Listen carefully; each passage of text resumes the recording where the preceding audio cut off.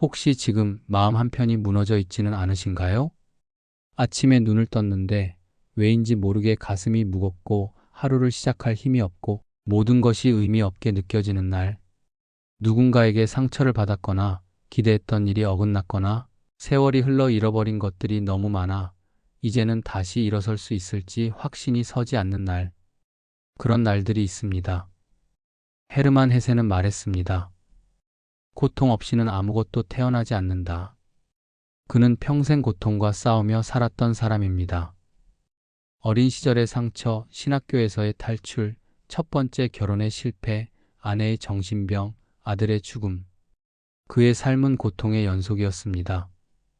하지만 그는 그 고통을 피하지 않았습니다. 오히려 그 고통 속으로 깊이 들어갔습니다. 그리고 그곳에서 무언가를 발견했습니다. 고통은 우리를 파괴하는 것이 아니라 우리를 변화시키는 것이라는 사실을. 오늘 이 시간 헤르만 헤세가 평생에 걸쳐 발견한 지혜를 함께 나누고자 합니다. 본격 시작 전 구독과 좋아요 부탁드립니다. 헤르만 헤세는 이렇게 썼습니다. 나는 평생 동안 고통을 피하려 애썼다. 하지만 고통은 피할 수 없다는 것을 알았을 때 비로소 평화가 찾아왔다. 우리는 고통을 피하려 합니다. 아프지 않으려고, 상처받지 않으려고, 실패하지 않으려고. 그래서 조심스럽게 삽니다. 새로운 것에 도전하지 않고, 사람들과 깊이 관계 맺지 않고, 안전한 곳에만 머뭅니다. 하지만 헤세는 말합니다. 그렇게 산다고 해서 고통이 사라지는 것은 아니라고. 오히려 고통을 피하려 할수록 더 큰 고통이 찾아온다고. 왜냐하면 삶 자체가 변화이고 변화에는 언제나 고통이 따르기 때문입니다. 계절이 바뀌듯 사람도 관계도 몸도 변합니다. 젊음은 늙음으로, 건강은 병으로, 만남은 이별로 변합니다. 이것을 피할 수 있는 사람은 없습니다. 헤세는 자신의 소설 데미안에서 이렇게 썼습니다. 새는 알에서 나오려고 투쟁한다. 알은 세계이다. 태어나려는 자는 하나의 세계를 깨뜨려야 한다. 이 문장은 깊은 의미를 담고 있습니다. 우리는 모두 알 속에 갇혀 있습니다. 익숙한 세계, 안전한 세계, 편안한 세계. 하지만 성장하려면 그 알을 깨뜨려야 합니다. 그리고 알을 깨뜨리는 것은 아픕니다. 새가 알을 깰 때 그것은 고통스러운 과정입니다. 껍질을 부수고 밖으로 나오는 것은 투쟁입니다. 하지만 그 투쟁을 거치지 않으면 새는 날 수 없습니다. 우리도 마찬가지입니다. 고통을 거치지 않으면 우리는 성장할 수 없습니다. 아픔을 겪지 않으면 깊이를 얻을 수 없습니다. 상처받지 않으면 진짜 사랑을 알 수 없습니다. 헤세는 이것을 알았습니다. 그래서 그는 고통을 피하지 않았습니다. 오히려 고통 속으로 들어갔습니다. 그리고 그곳에서 자기 자신을 발견했습니다. 나이가 들면 우리는 많은 고통을 겪습니다. 몸이 예전 같지 않습니다. 기억력도 떨어지고 기력도 약해집니다. 사랑하는 사람들을 떠나보냅니다. 부모님, 친구들, 때로는 배우자까지. 꿈꾸던 것들을 이루지 못한 채 시간이 흘러갑니다. 이런 고통 앞에서 우리는 무너지고 싶어집니다. 왜 나만 이렇게 힘든 걸까? 왜 내 인생은 이렇게 된 걸까? 하지만 헤세는 말합니다. 고통은 당신만의 것이 아니다. 고통은 모든 인간이 겪는 보편적인 경험이다. 당신만 힘든 것이 아닙니다. 모든 사람이 힘듭니다. 다만 어떤 사람은 그것을 잘 숨기고 어떤 사람은 드러낼 뿐입니다. 고통은 인간의 조건입니다. 살아있는 한 고통은 피할 수 없습니다. 그렇다면 우리는 어떻게 해야 할까요? 헤세는 답합니다. 고통을 받아들이라. 피하려 하지 말고 부정하려 하지 말고 있는 그대로 받아들이라고. 지금 나는 아프다. 지금 나는 힘들다. 지금 나는 슬프다. 이것을 인정하는 것. 그것이 첫걸음입니다. 고통을 받아들인다는 것은 고통에 굴복한다는 뜻이 아닙니다. 오히려 고통과 함께 살아가는 법을 배우는 것입니다. 헤세는 시타르타에서 이렇게 썼습니다. 강물은 어디서 오고 어디로 가는가? 강물은 언제나 지금 여기에 있을 뿐이다. 강물은 과거를 후회하지 않습니다. 미래를 걱정하지 않습니다. 지금 이 순간 흐를 뿐입니다. 바위를 만나면 돌아가고 절벽을 만나면 떨어지고 평지를 만나면 천천히 흐릅니다. 저항하지 않습니다. 다만 받아들이고 흘러갑니다. 우리도 그렇게 살 수 있습니다. 고통이 오면 그것을 받아들이고 슬픔이 오면 그것을 느끼고 아픔이 오면 그것을 인정합니다. 그리고 강물처럼 계속 흘러갑니다. 멈추지 않고 막히지 않고 천천히 조용히 흘러갑니다. 그것이 헤세가 말하는 고통과 함께 사는 법입니다. 헤르만 헤세는 이렇게 썼습니다. 상처받지 않은 영혼은 얕다. 이 문장을 처음 읽었을 때 저는 잠시 멈칫했습니다. 상처가 좋은 것일 수 있다는 말인가? 하지만 헤세의 의도를 이해하고 나니 그의 지혜가 보였습니다. 상처는 우리를 열어젖힙니다. 상처받기 전 우리는 단단한 껍질 속에 있습니다. 안전하고 편안하고 흔들리지 않습니다. 하지만 깊이가 없습니다. 상처를 받으면 그 껍질이 깨집니다. 아픕니다. 무너집니다. 하지만 그 틈새로 무언가가 들어옵니다. 이해가 들어오고 연민이 들어오고 지혜가 들어옵니다. 상처받지 않은 사람은 다른 사람의 아픔을 이해하지 못합니다.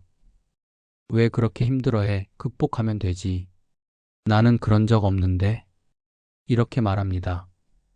하지만 상처받은 사람은 압니다. 고통이 얼마나 깊은지를, 아픔이 얼마나 오래 가는지를. 그래서 다른 사람의 아픔 앞에서 함부로 말하지 않습니다.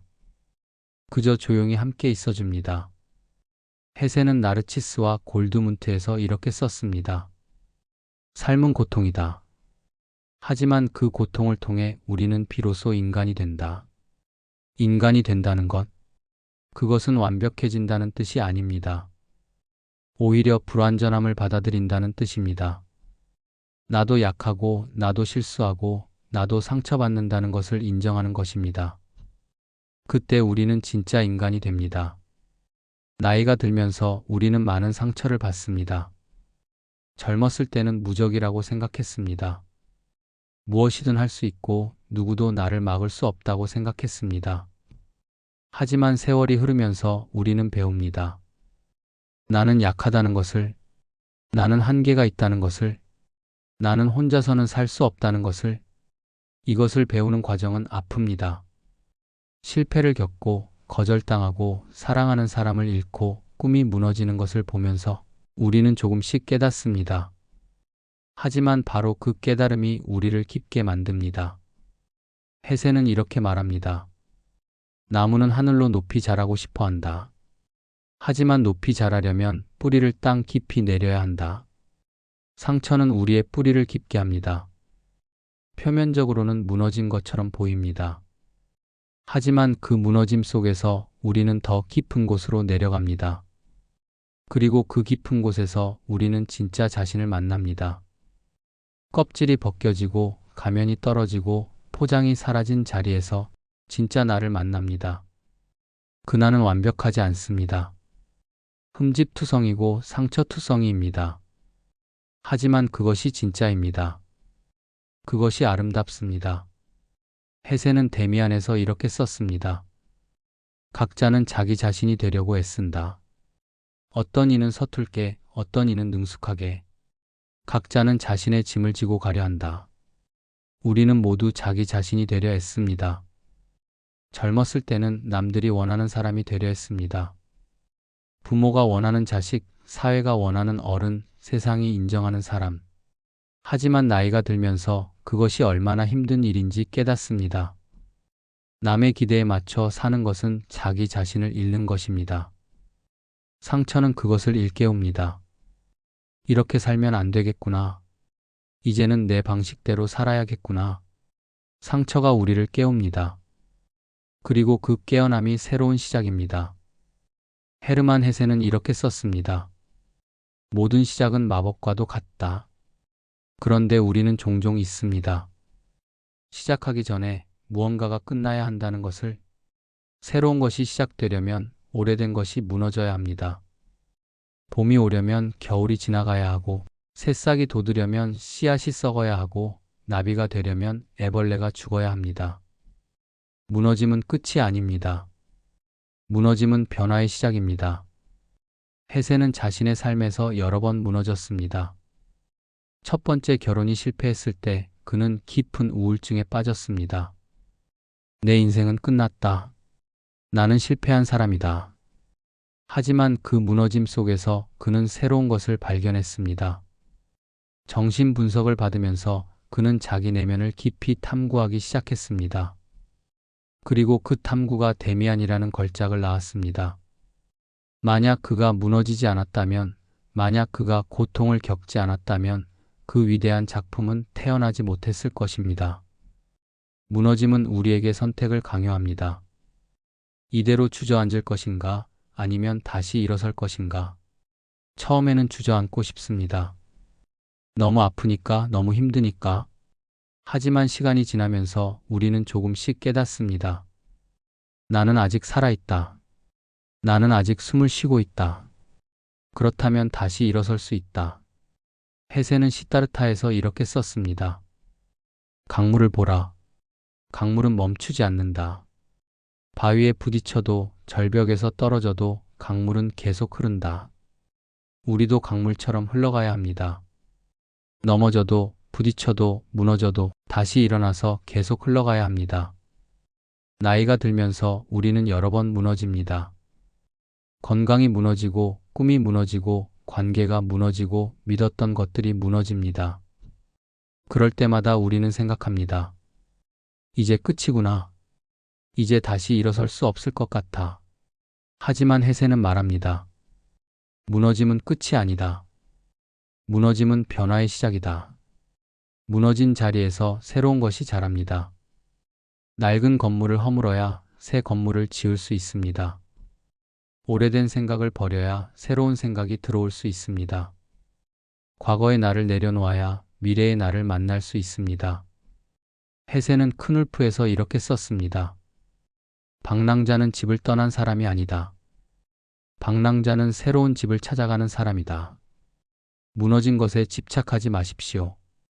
예전에는 좋았는데, 예전에는 이렇지 않았는데, 과거를 붙잡고 있으면 현재를 살 수 없습니다. 과거는 이미 무너졌습니다. 그것을 받아들이십시오. 그리고 지금 여기서 새로운 것을 시작하십시오. 이제는 어떻게 살까? 이제는 무엇을 할까? 이제는 누구와 함께 할까? 새로운 질문을 던지십시오. 그 질문이 새로운 길을 열어줄 것입니다. 헤세는 이렇게 말합니다. 나이가 든다는 것은 잃어가는 과정이 아니다. 얻어가는 과정이다. 젊음을 잃지만 지혜를 얻습니다. 힘을 잃지만 평화를 얻습니다. 욕심을 잃지만 자유를 얻습니다. 무너짐은 비워짐입니다. 그리고 비워진 자리에 더 귀한 것이 채워집니다. 헤르만 헤세는 이렇게 썼습니다. 밖으로 가는 여행은 쉽다. 하지만 안으로 가는 여행은 어렵다. 그러나 진짜 여행은 안으로 가는 것이다. 젊었을 때 우리는 밖을 향해 달렸습니다. 성공하고 싶었고 인정받고 싶었고 무언가를 이루고 싶었습니다. 밖에 답이 있다고 생각했습니다. 더 많이 벌면 행복할 거라고, 더 높은 자리에 오르면 만족할 거라고, 더 많은 사람에게 인정받으면 충만할 거라고. 하지만 나이가 들면서 우리는 깨닫습니다. 밖에는 답이 없다는 것을. 아무리 많이 벌어도, 아무리 높은 자리에 올라도, 아무리 많은 사람에게 인정받아도 마음 한편이 텅 비어 있다면 그것은 진짜 행복이 아닙니다. 헤세는 시타르타에서 주인공을 통해 이것을 보여줍니다. 시타르타는 모든 것을 가졌습니다. 부, 명예, 사랑. 하지만 그는 행복하지 않았습니다. 왜냐하면 그는 자기 자신을 잃어버렸기 때문입니다. 밖을 향해 달리는 동안 안을 돌아보지 못했기 때문입니다. 그래서 그는 모든 것을 버리고 다시 여행을 떠납니다. 이번에는 밖이 아니라 안으로. 강가에 앉아 강물 소리를 듣습니다. 그리고 그 소리 속에서 자기 자신을 발견합니다. 해세는 이렇게 말합니다. 진정한 여행은 새로운 풍경을 보는 것이 아니라 새로운 눈을 갖는 것이다. 내면으로 가는 여행은 눈을 갖는 여행입니다. 자기 자신을 보는 눈, 진실을 보는 눈, 본질을 보는 눈. 나이가 들면 밖으로 달릴 힘이 약해집니다. 하지만 그것은 문제가 아닙니다. 오히려 기회입니다. 이제는 안으로 갈 시간입니다. 해세는 유리알 유의에서 이렇게 썼습니다. 명상은 도피가 아니다. 명상은 가장 용감한 직면이다. 내면으로 간다는 것은 자기 자신과 마주한다는 것입니다. 그것은 용기가 필요한 일입니다. 우리는 자기 자신을 두려워합니다. 내 안에 어두운 면, 내 안에 약한 면, 내 안에 추한 면. 그것을 보고 싶지 않습니다. 그래서 바쁘게 삽니다. 생각할 시간을 주지 않으려고. 하지만 나이가 들면 더 이상 피할 수 없습니다. 조용한 시간이 많아지고 혼자 있는 시간이 많아집니다. 그 시간 속에서 우리는 자기 자신과 마주하게 됩니다. 처음에는 두렵습니다. 내가 이런 사람이었구나. 내가 이렇게 약했구나. 내가 이렇게 많이 실수했구나. 하지만 해세는 말합니다. 자기 자신을 받아들이는 것, 그것이 치유의 시작이다. 내 안의 어둠을 인정하십시오. 내 안의 약함을 인정하십시오. 내 안의 실수를 인정하십시오. 그것이 나의 일부입니다. 완벽한 사람은 없습니다. 우리는 모두 빛과 어둠을 가지고 있습니다. 그것을 받아들일 때 우리는 비로소 온전해집니다. 해세는 데미안에서 이렇게 썼습니다. 모든 인간은 하나의 실험이다. 자연이 인간으로 나아가려는 시도이다. 우리는 모두 완성되지 않은 존재입니다. 계속 변하고, 계속 배우고, 계속 성장하는 존재입니다. 그러니 자신에게 너무 가혹하지 마십시오. 나는 왜 이렇게 부족할까? 나는 왜 이렇게 약할까? 그렇게 자책하지 마십시오. 당신은 아직 완성되지 않았을 뿐입니다. 아직 변화하고 있을 뿐입니다. 그리고 그것이 아름답습니다. 내면으로 가는 여행에서 우리는 자기 자신과 화해합니다. 과거의 나를 용서하고 현재의 나를 받아들이고 미래의 나를 기대합니다. 그 화해가 평화를 가져옵니다. 헤르만 헤세는 이렇게 썼습니다. 고독을 사랑하지 못하는 사람은 자유를 사랑하지 못하는 사람이다. 나이가 들면 고독해집니다. 친구들이 하나둘 떠나가고 자식들은 독립하고 배우자마저 먼저 가기도 합니다. 혼자 있는 시간이 많아집니다. 처음에는 외롭습니다. 왜 나만 혼자 남았을까? 왜 다들 나를 떠나갈까? 하지만 해세는 말합니다. 고독은 저주가 아니라 선물이라고. 고독 속에서 우리는 비로소 자기 자신을 만납니다. 사람들과 함께 있을 때 우리는 역할을 합니다. 부모 역할, 배우자 역할, 친구 역할, 직장인 역할. 하지만 혼자 있을 때 그 모든 역할을 벗어던질 수 있습니다. 그리고 그냥 나로 있을 수 있습니다. 해세는 크눌프에서 이렇게 썼습니다. 혼자 있을 때 나는 비로소 내 안의 목소리를 듣는다. 사람들 속에 있으면 우리는 남의 목소리만 듣습니다. 이렇게 해라. 저렇게 하지 마라. 이게 옳다. 저게 그르다. 하지만 혼자 있으면 내 안의 목소리를 들을 수 있습니다. 나는 진짜 무엇을 원하는가? 나는 진짜 누구인가? 나는 어떻게 살고 싶은가? 이런 질문에 답할 수 있는 것은 고독 속에서 뿐입니다. 해세 자신도 평생 고독을 사랑했습니다. 그는 스위스의 작은 마을에 홀로 살면서 매일 산책하고 글을 쓰고 그림을 그렸습니다. 사람들은 그를 이상하게 봤습니다. 왜 혼자 사나? 외롭지 않은가? 하지만 해세는 외롭지 않았습니다. 그는 고독 속에서 가장 풍요로운 삶을 살았습니다. 왜냐하면 고독 속에서 그는 자기 자신과 깊이 대화할 수 있었기 때문입니다. 해세는 이렇게 말합니다. 고독은 비어 있음이 아니다. 고독은 충만함이다. 혼자 있다고 해서 외로운 것은 아닙니다. 사람들 속에 있어도 외로울 수 있고 혼자 있어도 충만할 수 있습니다. 중요한 것은 외부가 아니라 내부입니다. 내 안이 충만하면 혼자 있어도 행복합니다. 내 안이 비어 있으면 아무리 많은 사람과 함께 있어도 외롭습니다. 나이가 들면서 우리는 이것을 배워야 합니다. 고독을 두려워하지 말고 고독을 받아들이는 것을, 혼자 있는 시간을 자기 자신과 대화하는 시간으로, 자기 자신을 돌아보는 시간으로, 자기 자신을 치유하는 시간으로 만드는 것을. 헤세는 나르치스와 골드문트에서 이렇게 썼습니다. 진정한 친구는 당신의 고독을 방해하지 않는 사람이다. 우리는 고독을 채우려 합니다. 끊임없이 사람을 만나고 끊임없이 무언가를 하려 합니다. 하지만 헤세는 말합니다. 고독을 채우려 하지 말라고. 고독을 그대로 느끼라고. 고독 속에 머물라고. 그 고독 속에서 진짜 나를 만날 수 있다고. 혼자 있는 시간을 즐기십시오. 책을 읽고 음악을 듣고 산책을 하고 차를 마시십시오. 서두르지 말고 천천히 조용히. 그 시간 속에서 당신은 당신 자신과 친구가 될 것입니다. 그리고 자기 자신과 친구가 되면 더 이상 외롭지 않습니다.